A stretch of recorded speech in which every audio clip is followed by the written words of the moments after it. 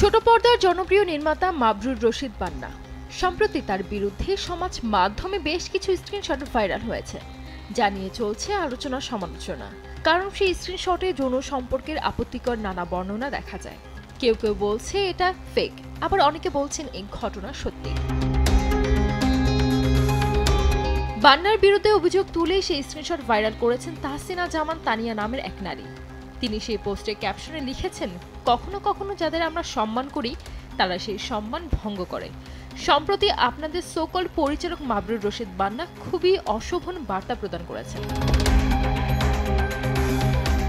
তিনি আরও লেখেন, এ ধরনের আচরণ শুধু অশোভনীয় নয়, বরং অন্যের মানসিক অবস্থা ও সম্পর্কের প্রতি চরম অবজ্ঞা প্রদর্শন করে।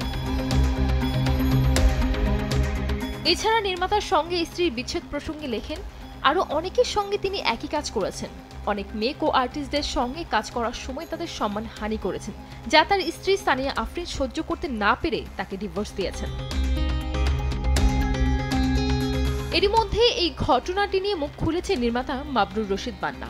শনিবার দিবাগত রাত 1টার দিকে একটি ভিডিও পোস্ট করে ছড়িয়ে পড়া স্ক্রিনশট নিয়ে কথা বলেন তিনি। বান্না জানান, আপনারা আশা করি সবাই ভালো আছেন। একটা বিশেষ কারণে ভিডিওটা করতে হচ্ছে, সেটা হচ্ছে আমাকে নিয়ে কিছু রিউমার হচ্ছে, কিছু স্ক্রিনশট অনলাইনে ভাসছে এবং মানুষজন বলছে যে বান্না ভাই এটা কি আপনি? আবার কেউ কেউ বলতেছে যে ভাই এটা আপনি। আবার একদল বলতেছে যারা আমার ভালোবাসা মানুষ, আমাকে যারা চেনে, আমাকে যারা ধারণ করে, যাদের কারণে আমি মাবরুর রশিদ বান্না আজকে, যাদের ভালোবাসায় সিক্ত হয়ে সেই মানুষগুলো বলছে এটা আপনি হইতেই পারেন না, কারণ আপনার পার্সোনালিটির সাথে এটা যায় না।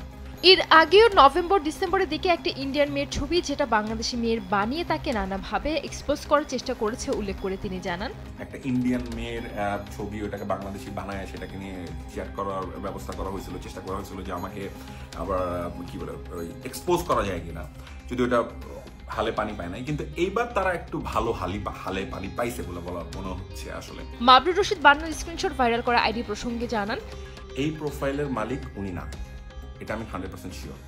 এটা চাইলে আপনারা যারা বিভিন্ন যারা রিউমার স্ক্যানার প্লাস অন্যান্য যে এই ধরনের কাজগুলো আপনারা যারা জড়িত, যারা এটাকে বের করেন, অনুসন্ধান করেন, তারা এটা অনুসন্ধান করে দেখতে পারেন।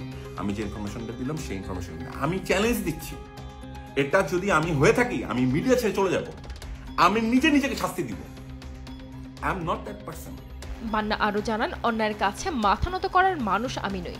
জুলাই আন্দোলনে 2000 মানুষ মারা গেছে, আমিও তাদের মধ্যে একজন হতে পারতাম। তাই বলে আমি কখনো থেমে থাকিনি। যে মানুষ আমার বিরুদ্ধে অভিযোগ এনেছে সে সামনে আসুক, প্রমাণ করুক। এরা হচ্ছে সেই ছাগলের বাচ্চারা যেই অ্যাসলগুলা আগস্ট মাসে পালাইছিল। ওদের আম্মা, ওদের মাম্মো হেলিকপ্টার নিয়ে পাশের দেশে পালাইছে। ও না, সরি, কার্গোতে গেছিল মনে হয় না, হেলিকপ্টার থেকে কার্গো, তারপরে পালাইছে। তোমাদের ওই মাম্মর যারা সন্তানেরা এখন মনে করতেছে এইভাবে করে মাবরুর রশিদ বান্নাকে থামানো যাবে। আমার বলো লাল বিপ্লবী, ইয়াস আমি লাল বিপ্লবী, আমি একজন বাংলাদেশের দালাল, বুঝতে পারছি। আমি যেটা করছি আমি রাইট কাজ করছি, আমি রাইট কাজ আমি করে যাব।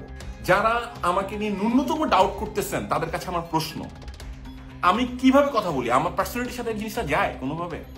আমার এত এক্সপ্লেনেশন দেওয়ার কোনো দরকার ছিল না, যে আমার এত কিছু বলার দরকার নাই। আমি একটা জাস্ট নর্মাল ফাক সাইন দেখাই দিতে পারতাম, দেখাইলাম। This is me, this is me. আমি আপনাদেরকে চ্যালেঞ্জ করতেছি, প্রমাণ করেন দিস ইজ মি। এটা আমি ওই ফেক প্রোফাইলটার সাথে আমি কথা বলছিলাম, পারলে প্রমাণ করে দেখান। এছাড়া তিনি কেন এই মিথ্যা অভিযোগের শিকার হয়েছেন সেই উত্তর লাল জুলাই পাওয়া যাবে বলে জানান এবং সবাইকে এই কন্টেন্ট দেখার আমন্ত্রণও জানান।